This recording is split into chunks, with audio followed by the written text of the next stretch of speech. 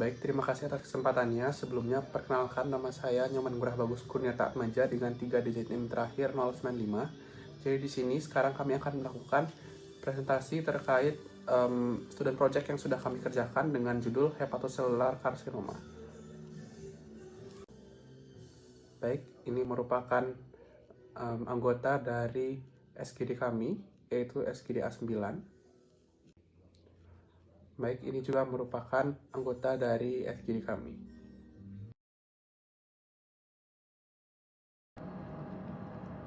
Jadi latar belakang dari topik ini yaitu karsinoma hepatoseluler sendiri merupakan kanker hati primer yang paling sering ditemukan dan menyumbang sekitar 90% dari seluruh kasus kanker hati primer.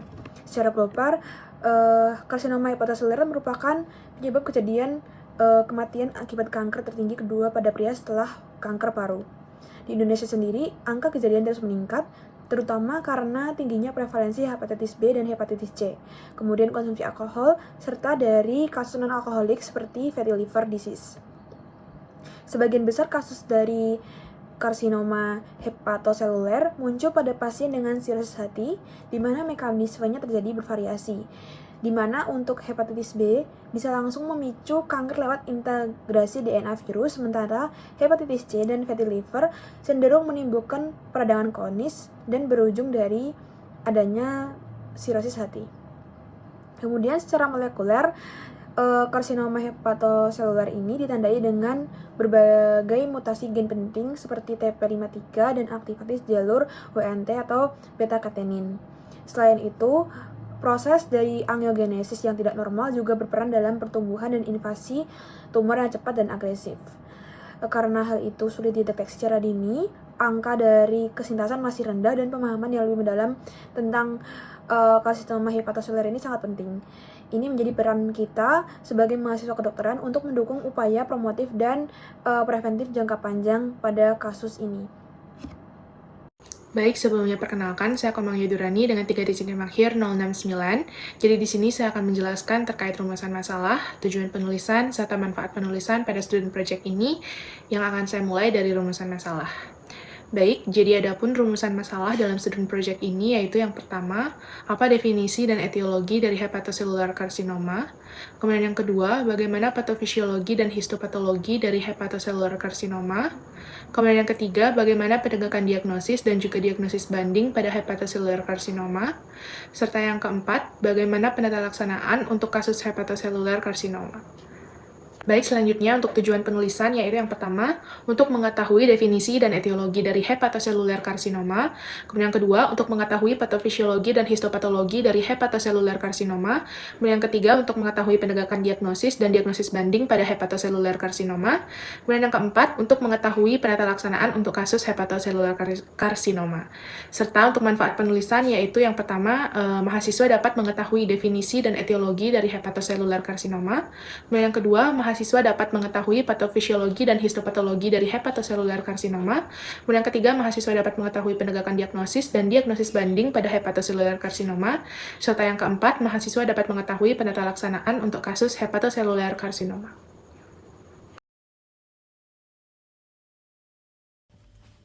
Hepatocellular carcinoma adalah kanker hati primer yang berasal dari hepatosit dan menyumbang 75-85% kasus kanker hati primer di dunia. HCC sering ditemukan di daerah dengan prevalensi tinggi hepatitis B atau C seperti Asia dan Afrika. Umumnya, HCC berkembang di atas penyakit hati kronis seperti sirosis, NASH, konsumsi alkohol, atau paparan aflatoksin. Perkembangannya itu merupakan bertahap dimulai dari peradangan kronis hingga menjadi mutasi genetik dan epigenetik yang memicu transformasi ganas hepatosit. Secara biologis, HCC ditandai oleh proliferasi sel tak dikenali, resistensi terhadap apoptosis, dan invasi pembuluh darah yang menyebabkan metastasis ke paru atau tulang. Karena gejala yang tidak spesifik, HCC sering terlambat terdiagnosis sehingga screening pada pasien sirosis sangat penting untuk deteksi dini dan memperbaiki prognosis. Baik, izin melanjutkan. Perkenalkan dokter, saya Kiesha Abigail Thelma Siregar dengan 3 digit NIM terakhir 177. Izin melanjutkan terkait etiologi dari HCC. Infeksi virus hepatitis dianggap sebagai faktor etiologi utama yang menghasilkan berbagai perubahan patologis dalam struktur hati. Baik virus hepatitis B maupun hepatitis C bertanggung jawab atas perkembangan HCC. HBV dan juga HCV ini menyebabkan peradangan kronis yang bisa berujung pada kanker hati. Selain infeksi dari virus HBV dan juga HCV, beberapa faktor lain berperan dalam etiologi HCC, seperti penyakit hati metabolik, contohnya NAFLD atau NASH, umumnya terkait obesitas dan juga diabetes yang bisa berkembang menjadi sirosis. Lalu ada aflatoxin B1 yang merupakan racun dari jamur pada makanan akan bersifat karsinogenik bagi hati. Selanjutnya, kerusakan hati atau sirosis hati yang rusak secara permanen dapat juga meningkatkan HCC. Selain itu, konsumsi alkohol juga dapat merusak hati secara bertahap hingga menyebabkan sirosis dan juga HCC. Dapat disimpulkan, HCC atau hepatocellular carcinoma umumnya terjadi akibat kerusakan hati kronis dari infeksi, racun, dan juga faktor metabolik. Sekian yang dapat saya sampaikan, selanjutnya saya lanjutkan ke rekan saya. Terima kasih. Baik, di sini saya akan melanjutkan untuk menjelaskan, namun sebelumnya perkenalkan nama saya Nikita Timina Miastuti dengan 3 digit MAK 43. Saya akan menjelaskan terkait dengan histopatologi dari hepatocellular carcinoma. Jadi, histopatologi hepatocellular carcinoma atau yang sering disebut dengan HCC itu menunjukkan ciri khas pertumbuhan tumor yang menyerupai hepatosit normal namun dengan derajat atipia dan disorganisasi arsitektur yang bervariasi. Jadi secara mikroskopis, HCC itu dapat memperlihatkan pola trabekular atau yang paling umum, kemudian solid, pseudoglandular, atau campuran. Kemudian dari sitomorfologi tumornya juga menunjukkan pleomorfisme nukleus, kemudian nukleoli yang menonjol, peningkatan rasio nukleus sitoplasma, serta adanya inklusi seperti badan malurideng dan vakuola lemak. Kemudian untuk produksi empedu dan hilangnya jaringan retikuli normal juga mendukung dari diagnosis HCC. Kemudian varian histologis seperti fibrolamellar, clear cell, giant cell, dan campuran hepatocellular cholangiocarcinoma itu memiliki karakteristik morfologi dan biologis yang khas. Dan juga adanya imunohistokimia itu berperan penting dalam diagnosis dengan penanda seperti arginase 1, hepar 1, dan glipikan 3 yang positif pada HCC, serta penanda saluran empedu juga seperti CK7, CK19, dan indeks proliferasi Ki67 untuk menilai diferensiasi dan agresivitas dari tumor. Mungkin sekian pembahasan terkait dengan histopatologi hepatocellular carcinoma dari saya. Akan dilanjutkan oleh teman saya. Terima kasih.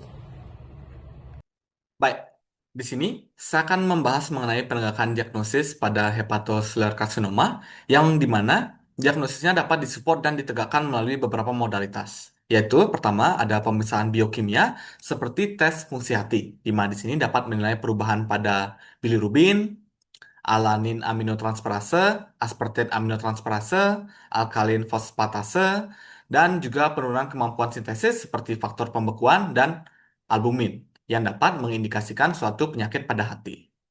Selain itu, kita juga dapat melihat peningkatan AFP atau alpha fetoprotein yang bisa mengindikasikan hepatocellular carcinoma tahap lanjut dengan spesifisitas yang cukup baik, akan tetapi sensitivitasnya yang rendah dibandingkan modalitas lain. Kemudian, di sini terdapat juga modalitas imaging yang merupakan gold standar non-invasif untuk diagnosis hepatocellular carcinoma. Di sini meliputi ultrasound, Zeus atau Contrast Enhanced Ultrasound, ada CT scan, dan juga ada MRI. Di sini saya mulai dari ultrasound terlebih dahulu, yang merupakan metode pemeriksaan non-invasif yang banyak digunakan untuk screening dan evaluasi perkembangan hepatocellular carcinoma. Dengan sensitivitasnya itu yang mencapai 51 hingga 87% dan spesifisitasnya itu 80 hingga 100%. Kemudian terdapat Zeus yang memiliki sensitivitas 90% dan spesifisitas yang lebih dari 97%. Kemudian ada CT scan yang memiliki sensitivitas 65% dan spesifisitas 96% untuk setiap lesinya. Akan tetapi, sensitivitasnya akan menurun ke 40% apabila ukuran dari lesi HCC-nya itu kurang dari 2 cm atau kecil. Dan kebalikannya, apabila lesinya itu besar, dengan ukuran lebih dari 2 cm, sensitivitasnya akan meningkat menjadi 92%. Dan kelemahan dari CT scan itu sendiri adalah level radioaktivitasnya yang sangat tinggi. Kemudian, di sini terdapat MRI, modalitas MRI, yang memiliki sensitivitas yang mencapai 77 hingga 90% dan spesifisitas 84 hingga 97%. Di mana MRI dibandingkan dengan CT scan itu memiliki sensitivitas yang lebih tinggi, akan tetapi diasosiasikan dengan harga yang lebih mahal, kompleksitas dalam teknis, dan memerlukan timing kontras yang tepat. Tetapi keduanya itu sama-sama direkomendasikan oleh AASLD dalam mendiagnosis hepatocellular carcinoma. Kemudian, di sini juga ada modalitas histopatologi yang dapat dilakukan melalui biopsi hati, di mana di sini itu dapat digunakan untuk mendiagnosis hepatocellular carcinoma, akan tetapi jarang dilakukan rutin. Alasannya karena berisiko tumor seeding dan juga pendarahan. Jadi pemeriksaan ini hanya dilakukan bila pemeriksaan lain menemukan lesi yang non-tipikal yang tidak jelas, tetapi memiliki risiko tinggi untuk berubah menjadi atau berupa hepatocellular carcinoma, sehingga perlu dievaluasi lebih lanjut. Baik, itu sekian yang bisa saya sampaikan. Berikutnya akan dilanjutkan oleh rekan saya. Baik, di sini saya akan menjelaskan differential diagnosis dari hepatocellular carcinoma. Untuk menentukan diagnosis differential hepatocellular carcinoma dapat menjadi tantangan dan sedikit sulit, terutama karena kanker metastatik di hati seperti adenokarsinoma dapat menyerupai morfologi dan pola ekspresi imunohistokimia yang mirip dengan hepatocellular carcinoma. Beberapa diagnosis banding hepatocellular carcinoma, diantaranya yang pertama ada cholangiocarcinoma, lalu hiperplasia nodular fibrosa, ada nodul diplastik atau regeneratif pada sirosis, adenoma hepatoseluler, limfoma hepatik primer, dan sirosis. Saya izin melanjutkan. Sebelumnya perkenalkan nama saya Loma Devika Tresna Putri dengan 3 digit NIM terakhir 222. Jadi di sini saya izin untuk melanjutkan pada bagian penata laksanaan di mana untuk modalitas terapi dari hepatocellular carcinoma terdiri dari terapi yang bersifat kuratif dan juga terapi yang bersifat paliatif. Untuk terapi yang bersifat kuratif sendiri itu ada reseksi, ablasi, dan juga transplantasi hati. Kemudian untuk terapi yang bersifat paliatif ada TAC atau transarterial chemoembolization, dan juga ada SBRT atau stereotactic body radiation therapy, kemudian ada juga EBRT atau external beam radiation therapy, kemudian juga ada SIRT atau selective internal radiation therapy, dan juga yang terakhir ada terapi sistemik. Untuk pilihan modalitas dari terapi HCC ditentukan berdasarkan derajat fungsi hati, performance status, dan juga beban dari tumor. Yang meliputi itu ada apakah ada penyebaran ke ekstrahepatik, apakah terdapat invasi vaskular, dan juga bagaimana jumlah nodul serta ukuran dari nodulnya. Untuk pilihan terapi sistemik ini pertama, saat ini itu adalah sorafenib, lenvatinib, ataupun juga kombinasi dari atezolizumab dan juga bevacizumab. Apabila dengan terapi sistemik ini pertama terjadi progresivitas penyakit, maka pilihan berikutnya adalah regorafenib, cabozantinib, ramucirumab, nivolumab, pembrolizumab, ataupun juga kombinasi dari nivolumab dan juga ipilimumab. Mungkin sekian dari saya, selanjutnya akan dilanjutkan oleh teman saya. Terima kasih. Baik, sebelumnya izin melanjutkan dokter untuk bagian penata laksanaan yang sebelumnya mungkin sudah sebagian dijelaskan oleh rekan saya. Baik, sebelumnya perkenalkan saya Amar Sebastian Cruz dengan 3 digit NIM terakhir 200. Jadi untuk penata laksanaan yang akan saya jelaskan adalah kombinasi dari beberapa penata laksanaan, yaitu yang pertama kombinasi TACE dengan mengkombinasi lenvatinib dan juga nivolumab yang bisa meningkatkan respons tumor hingga 88,7% dan memperpanjang waktu bebas progresi dari HCC stadium intermediate. Dan terapi tersebut menggabungkan efek lokal dan sistemik untuk hasil klinis yang lebih baik pada tumor besar atau multifokal. Dan kombinasi yang selanjutnya adalah kombinasi STRIDE yang meningkatkan kelangsungan hidup HCC menjadi hidup pasien HCC menjadi 16,4 bulan dengan resiko kematian yang turun hingga 22%. Dan keunggulan dari STRIDE tersebut bertahan hingga 3 tahun dengan 30% pasien hidup dan efek sampingnya terkelola. Mungkin sekian yang dapat saya jelaskan, selanjutnya akan dilanjutkan kembali oleh rekan saya. Terima kasih. Baik, saya izin untuk melanjutkan pada bagian kesimpulan. Jadi hepatocellular carcinoma atau HCC adalah kanker hati primer paling sering terjadi dan penyebab utama kematian akibat kanker hati di dunia. Hepatocellular carcinoma umumnya muncul pada pasien dengan penyakit hati kronik seperti hepatitis B atau C, lalu konsumsi alkohol yang berlebih, dan NAFLD. Patogenesis hepatocellular carcinoma melibatkan jalur molekuler seperti beta-katenin, P13K, MAPK, serta perubahan epigenetik.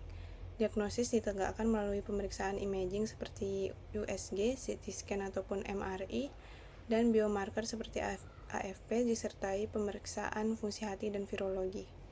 Terapi dibagi menjadi kuratif seperti reseksi, transplantasi, dan ablasi, dan paliatif seperti terapi sistemik, disesuaikan dengan stadium dan fungsi hati. Upaya pencegahan seperti vaksinasi hepatitis B dan screening pada kelompok risiko tinggi sangat penting untuk menurunkan insidensi dari HCC. Pendekatan multidisipliner dan edukasi berkelanjutan sangat dibutuhkan untuk meningkatkan prognosis dan kualitas hidup dari pasien hepatocellular carcinoma. Baik, selanjutnya pada bagian saran dari student project ini, yang pertama, tingkatkan screening rutin pada kelompok risiko tinggi seperti hepatitis B dan sirosis untuk mendeteksi dini hepatocellular carcinoma. Yang kedua, perluasan edukasi masyarakat tentang faktor risiko dari hepatocellular carcinoma seperti hepatitis, alkohol, dan non-alcoholic fatty liver disease atau NAFLD. Yang ketiga, pemerataan akses terhadap diagnostik seperti imaging dan AFP dan terapi HCC di seluruh fasilitas kesehatan. Yang keempat, mendorong pemberian vaksin hepatitis B sebagai upaya preventif utama terhadap hepatocellular carcinoma. Yang kelima, mahasiswa kedokteran perlu aktif dalam penelitian dan edukasi promotif preventif terkait penyakit hati dan hepatocellular carcinoma. Terima kasih. Baik, sekian presentasi dari kami. Kami mohon maaf apabila terdapat salah kata ataupun kekurangan-kekurangan yang terdapat dalam presentasi dari student project ini. Saya berterima kasih juga. Semoga video ini dapat bermanfaat bagi siapapun yang menyaksikannya sampai akhir. Sekian dari saya, terima kasih.